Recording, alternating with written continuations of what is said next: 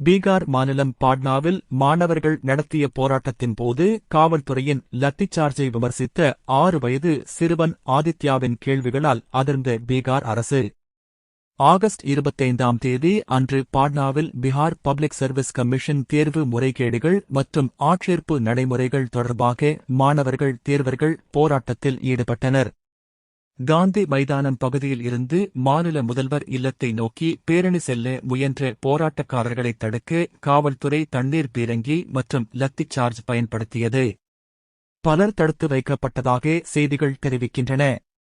இந்நிலையில் இந்த போராட்டத்தில் ஆதித்யா என்ற 6 வயது சிறுவன் கவனம் பெற்றார்.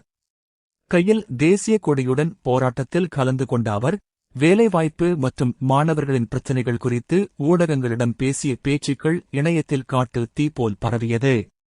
அந்த சிறுவன் முதல்வர் சம்ராட் சௌத்ரி பதவி விலக வேண்டும் என்றும் மாணவர்கள் மீது லத்திச்சார்ஜ் செய்ய உத்தரவிட்டவர்கள் மீது நடவடிக்கை எடுக்க வேண்டும் என்றும் கூறியுள்ளார்.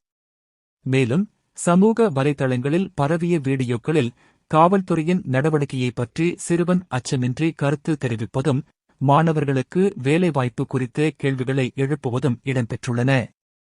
இதுதான் சம்பவத்தில் முக்கிய சர்ச்சையாகியுள்ளது.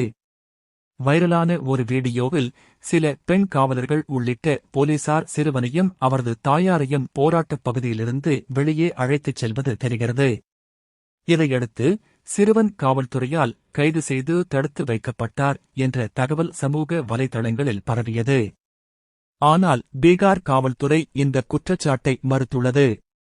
டிஜி ஆபரேஷன்ஸ் குந்தன் கிருஷ்ணன் கூறியதாக வெளியான தகவலின்படி சிறுவன் கைது செய்யப்படவில்லை, போராட்டம் நடைபெற்ற பகுதியிலிருந்து அவன் வெளியே அழைத்துச் செல்லப்பட்டதாக காவல்துறை விளக்கம் அளித்துள்ளது.